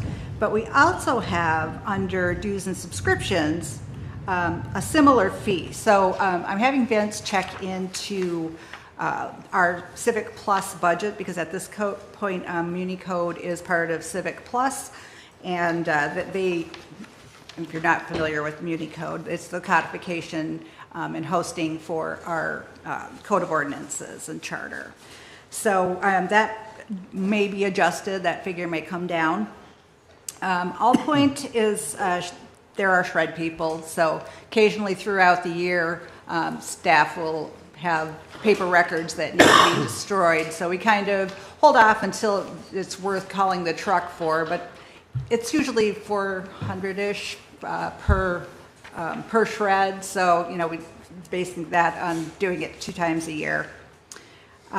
Global Relay is for public record request. That's for data extractions. We have to pay to get our data back from Global Relay. They are our email archiving company. We've had them for a very long time. They won't pull anything until we pay them. So that's there, but that could change as well. So, you know, we only have the $350. Sometimes we use it, sometimes we don't. If we have those kind of email extraction requests for public records requests, that we pass along to the requester. So they'll have to pay that up front before we ask for a data extraction. Then we've got our Civic Plus agenda management software that I love so much for $11,000. Currently, we have $3,500 in the travel and per diem account. So generally, I go to Florida Association of City Clerks winter conference, and Stephanie goes to the summer conference as she is working on obtaining her certified municipal clerk status, or certification, I should say. And, you know, that she's close, but she's not quite there yet, so it may take another year or two. And I would be more than happy to let her go to the conference I generally go to, because I do have the Master Municipal Clerk certification, so I don't necessarily need to go. So that is all to say that you know, that number could be adjusted. I think that's pretty realistic, though, for 2 conferences, for one person to go each. Communications, that's also a Vince thing. Freight and postage, we often don't really have anything, but say we have a resolution that needs to be FedEx to John Quick so that we can get his wet signature on it. That's the kind of things that we use for freight and postage. And it's a minimal cost, so we just have that kind of in the hopper in case we need it. Public relations and advertising. So this we have at $3,000, and it's bumped up from this year because part of what will be required to advertise next year in the paper is election notifications. So, and the supervisor of elections is looking at putting the onus more on the communities to do their election advertising. A lot of them haven't had to. So, so that is why we wanted to make sure that we had enough to cover that. So I see. It looks to me like it's down from the previous year. We were at 4 and now we're at 3. Well, we had it budgeted at 4. And we used 26. We used 26.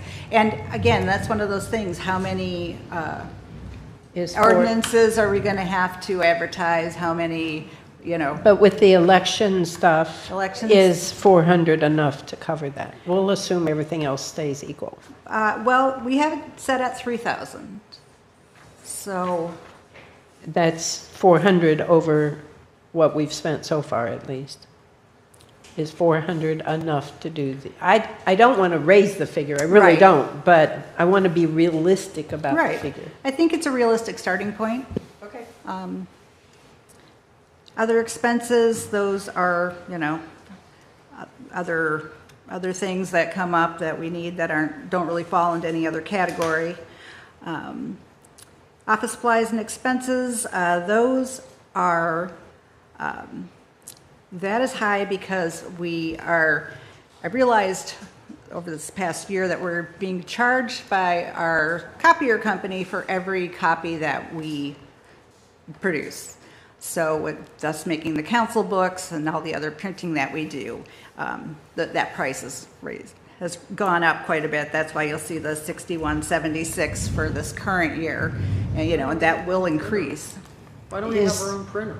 Pardon? Why are you paying $1 a page? Would you I have don't know to if do we're paying, that? I don't know if we're paying $1 a page. Oh, but what? we're paying the You know print, what I'm yeah, we're saying. paying the printer company who Well- are leasing us the machine. Would it be cheaper if I do a lot of my printing for my tournaments myself to save money.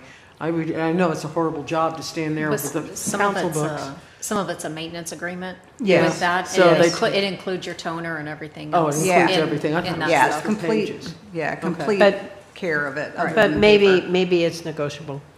Yeah, well, we can certainly look into it, and, that would also include, we buy a lot of paper, so, for those things. Then under our, sorry?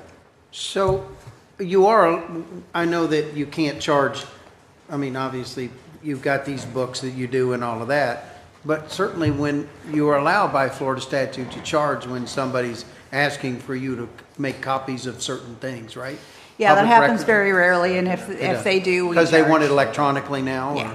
Yeah. Yeah, so it is rare that anybody wants anything on paper anymore, but if they did, yes, they would be charged for that. Okay. Sorry about that. And then moving on to dues and subscription, if nobody else has any questions.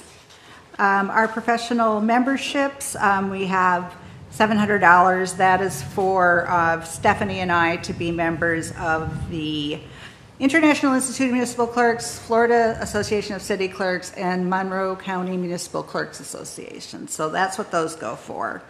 The GoDaddy and Microsoft Office. GoDaddy has nothing, Microsoft Office, that's a Vince thing. So we're down to the 4,700 that I referenced earlier from Unicode, and that may well be adjusted once Vince and I have a chance to really take a look. Really go down? No, she said that. Unicode is a mistake, so that's doubled up on your budget. Okay, so there's 4,600. Civic Plus Agenda Management should be website for one of them, so that's mislabeled too, we'll fix it. Okay, well, there we go. So that's a mistake and will be coming off. That's 4,600 or 4,700. Yeah, and then Vince just mentioned Civic Plus. Our Just FOIA subscription, we have moved to electronic FOIA management or public records request management. So people submit their request online, we answer online. It has been a real benefit for us being able to, for one thing, keep track of how much we are charging. Like if someone has a request that is over 30 minutes, if it comes up to an hour, then we would charge them for the 30 minutes. So it's to say that now I'm realizing exactly how much we're bringing in for public records requests. So, I think that's offsetting the software somewhat. I think we've done about $8,000 since we started it in late 2024. So I would like to keep that if possible. And then the other is just miscellaneous. Training, those would be like the registration fees for Stephanie and I to go to conferences. So that's where the training budget comes from. So you have Civic Plus under professional services, and it's also under dues and, is that actually the duplicate also? Vince? I mean, I it's see the 11,000 floor, in one Vince place Davis. and 10. That's 10 something we in have the to other. fix. One of them is for Civic Plus and our streaming service when we're doing the meetings. The other one's for our website and all that other stuff. So there is two. There's two separate ones. There is But two, okay. the Unicode that's Is a doubled up. duplicate. And we probably need to move the website to professional services too. We'll take care of that. Okay, no problem. Is there any other questions? No? Anybody have anything? I'm good with it. I'm thrilled it's gone down. I have a question. I do have a question. We talked about the overtime. Will the overtime not show? Will we take this out? How are we handling that, Ron? Are you talking specifically with the clerks? Yeah. It's the first one we've touched. You talking about the 10,000 that's in the proposed budget? Yes. Yeah, I don't anticipate it being that because we're going to take tighter control over time. That's just, they put that number in there, but we're going to come back with a revised budget. This is the, once again, to be clear, this is the 3 mil budget that we have gotten direction individually from each of you that you don't want it to be at 3 mils, you want it less. So we're going to come back with more reductions. There were some reductions built into this budget. We're going to have to come back with more. We've talked about perhaps reducing some I won't go into detail tonight, but there's some fund balances that we can reduce. For example, it's in the proposed budget. They can apply towards the shortfalls. So this was the starting budget with the recognition that it will be less next time we bring it before you. So my question was, this $10,000 that we see on this paper, will it disappear the next time we see this piece of paper? It'll be reduced. I'll leave that to the clerk. This was her recommendation. I don't want to speak for her at this point. If I have the ultimate Because authority, we- let's just say we'll be reviewing it, but if she wants to talk about it now, I'll be happy to have it be public. Well, didn't you say this is in case Stephanie needs to come in, if she gets sick or something, is to cover her cost to bring Stephanie in? So we're going to see overtime on the books. You're is most what likely you're going to see it saying. in your budget, it might not actually That's happen. not what I heard you saying that you wanted, so. Well, Okay. but we have lessened it, right? I mean, the projected was 19, projected now is 10. They've spent 83, right? No, last year was, yeah, Okay, 83. yeah. They're projecting this So year, they'll it'll spend be 19. They're projecting they'll spend 19. Yeah, so that will definitely be going down. I just For this wanted, year, I just yeah. wanted to know how we're planning on handling this control of overtime, whether it's going to show up as a budget adjustment later, because we're going to take it out of the budget, or whether we're going to show it, because we all know that we have sick time, we have vacation time, we have whatever, the office floods, whatever. We all know that. It's just, how are we going to book it? I think you have to show some. Okay. I think showing zero is just, it's just, Okay. you just can't do that. Yeah. Well, you just can't do that. You have to pay it. And It's not- even it- if it's 15 minutes, it's still going to show up somewhere. But I mean, But it would show up as a budget adjustment if we had it as zero, right? Yeah, and I mean, If you want to book it on here, is everybody happy?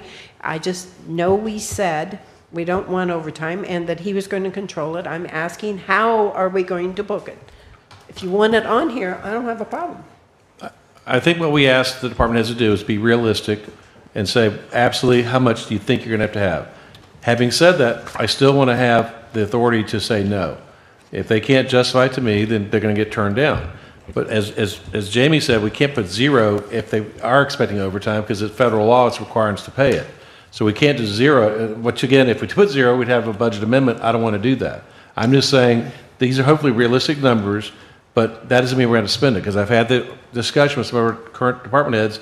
They went ahead and did overtime because it was in the budget. I think- We're not going to have that issue anymore.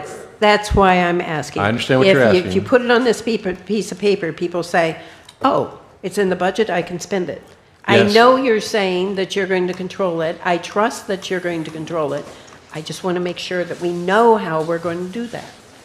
In That's in all. response, the answer is going to be the buck stops here, literally, and for overtime, if you can't justify it to me, you're not getting it. But you're also looking at a two-people department, and so one is going to be out, one is going to have to work. Marnie may be exempt, but at the same time, Stephanie's not, so. Well, and that I goes think for all it's the departments. I think it's a realistic number that we If- put in there so that we can look at it. If they think a realistic number is 20,000, I'm okay with it. I just was asking how we were going to do it, because we sat here and said, no overtime. Understood. Next. Okay. I'm done. Are we done, Marnie? Yes, that's the council and clerk budget unless you have any other questions. No, anyone have anything for Marnie? No? Thank you very much. Well, We can do one more tab. You want to do the managers, because there are some things we want to explain there. Remember, once again, we have to be done by 5, so I think we would get it done then. So where's the manager now? Previous page. Oh, I got a Previous long list on page. that one. It's page 3. Of tab 8. And I'll let them present, but one thing I want to make sure that, because I said, why is mine so much, is we transferred a position from planning, I believe it was, onto manager. We didn't add any people.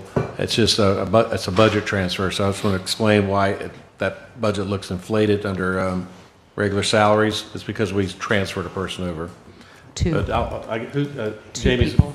Oh, 2? 2 people. Well, Yeah. I'll defer to Jamie as far as. 1.5. Okay.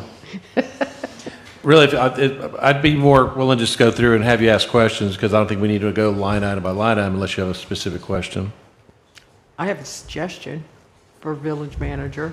In the past, we allow a housing allowance of $4,000. I would like to give the village more control over when we have a manager and he has a lease where he's going to live. It should be changed to up to $4,000. In other words, if you're by yourself and you're living in an apartment or something and it's $1,900, what happens to the other $2,100? It should be the lease amount, and the village should write the check to the landlord. That would be my suggestion, and change that to up to $4,000. Because if you're a single person, you're not going to want a 3-bedroom house. But when we have a manager, whatever, who has kids, they're going to have a bigger house. So I'd like to make that change in the manager's agreement. So in the contract, so you'd like to amend the contract when it comes time? Yeah, if that's agreeable with everybody, to leave that up to 4,000 instead of 4,000. Actually, whenever that was appropriate with the contract,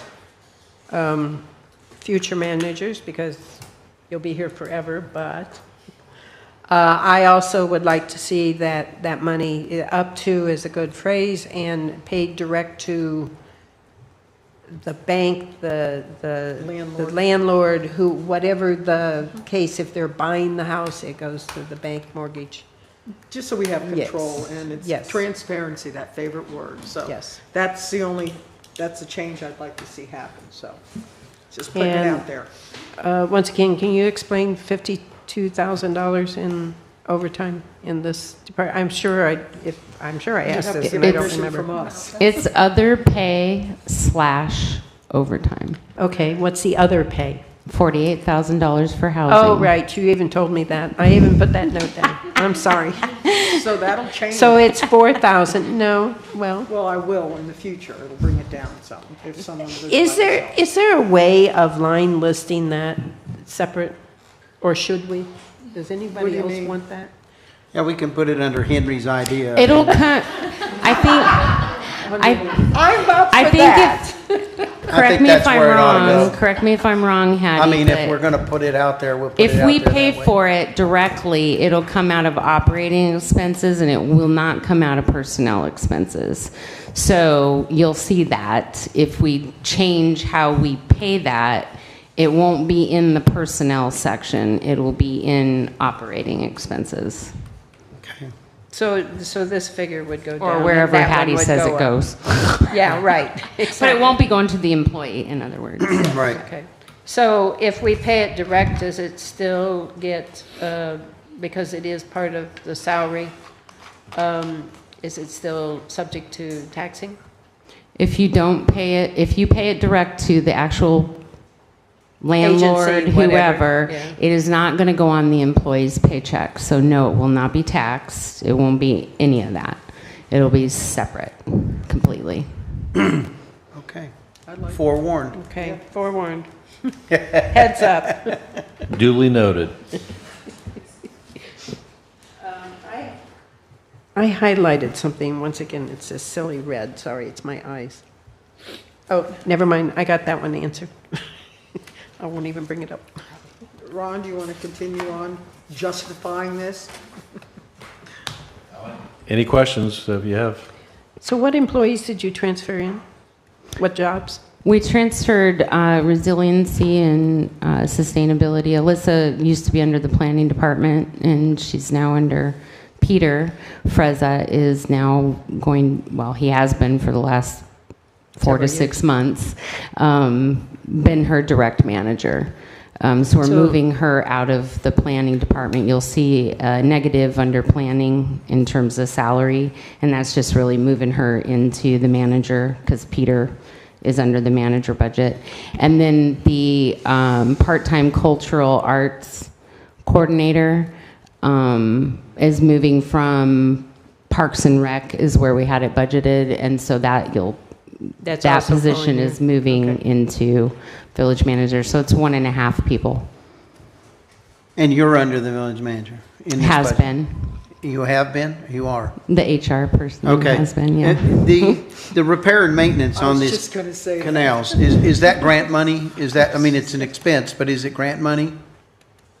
The 81,000? I was just going to say that. I don't think, I think that's the canals, and so It is Peter the can answer. canals. Is it? Which, it says it's not grant money.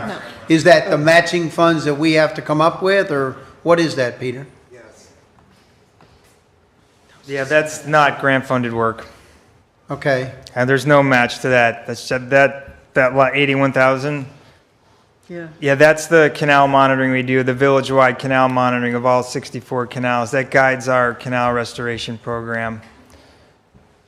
So all 81,000 is the monitoring? Or is Yes, it that's our broken down? monitoring program. There's no DEP money for that anywhere? It's tough, not for monitoring. There's money for projects, implementation projects, but just for straight up monitoring, I don't know of any. And is this that- is also a requirement. One of the main reasons we do this, it's a requirement within our work plan through Department of Commerce, through our work plan for the Florida Keys area of critical state concern. We're required to have a monitoring plan for our. So it's an unfunded mandate? Yes, exactly. I mean, there are DEP funds for the projects, but for monitoring, they don't offer money. There's an EPA grant that somewhat it falls under. We've applied for it, but never received it because they fund more research-oriented projects than straight-up monitoring. Is there a special taxing opportunity for that differently than this? I mean, the people Sure. that are, the people that are living on all the dry lots are paying for people that are beyond canals?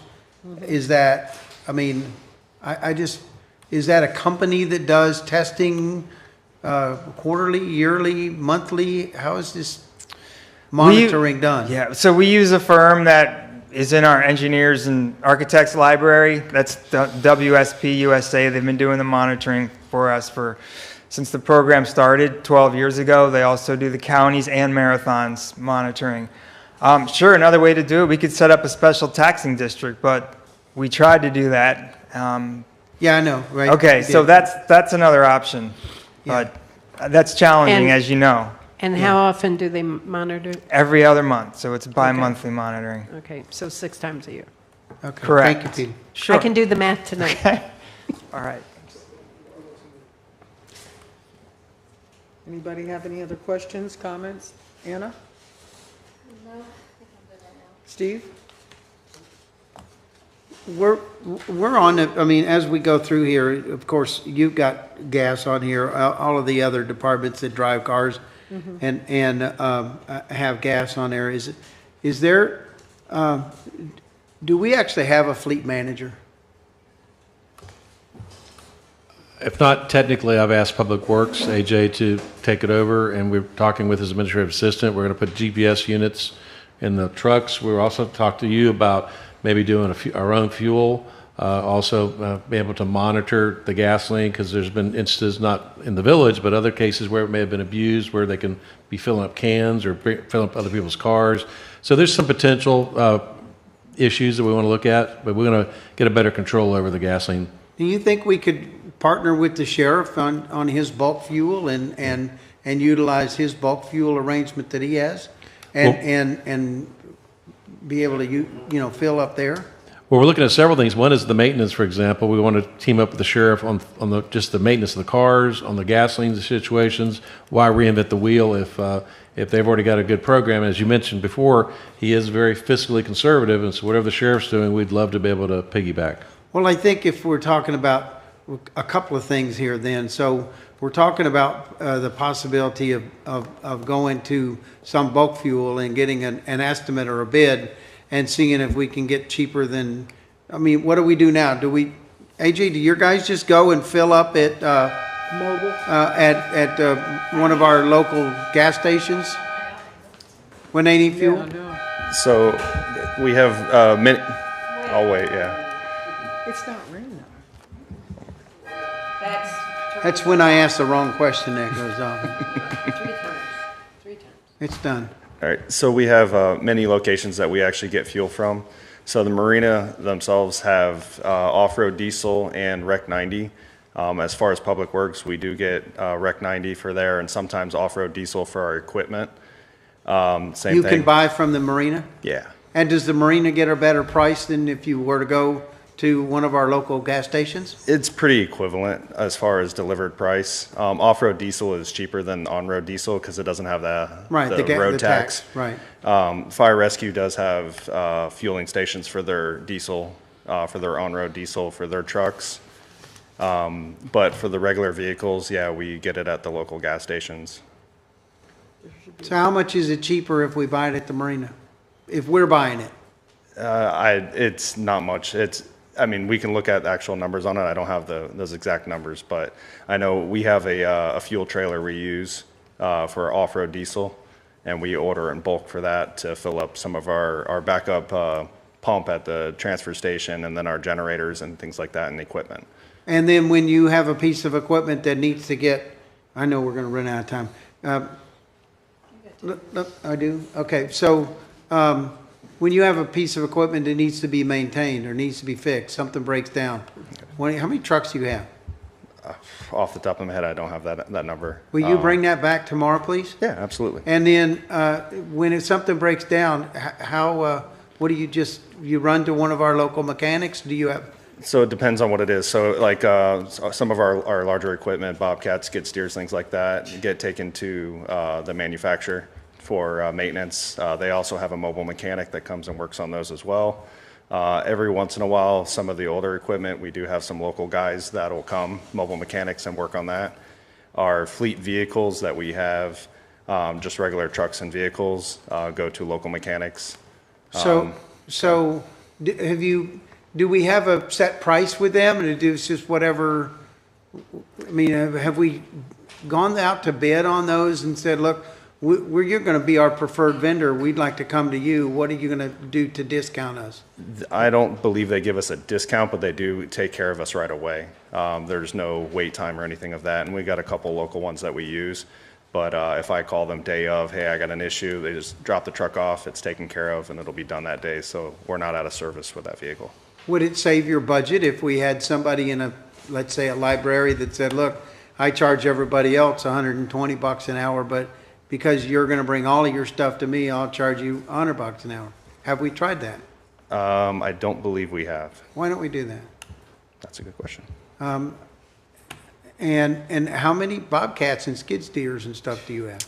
I have 2 skid steers. We have a man lift. We have a couple tractors between the parks and us. We have lawnmowers, golf carts. During the budget, are we like going to that. see a list of all of your equipment? That we are requesting. That you have. Are you asking for more? There are replacement, yeah. Of course. In capital, yeah. We have some replacement. I think Park has. To be able to get a full handle on a budget, we should be able to see what exposure is out there, and then, of course, someday, Sure. before this is I over, can give you what a your list of our wish list equipment. is going to be for new equipment, but I'd like to see that. Yeah, I can give you a list of our equipment. That'd be great. Absolutely. Okay, thank you, AJ.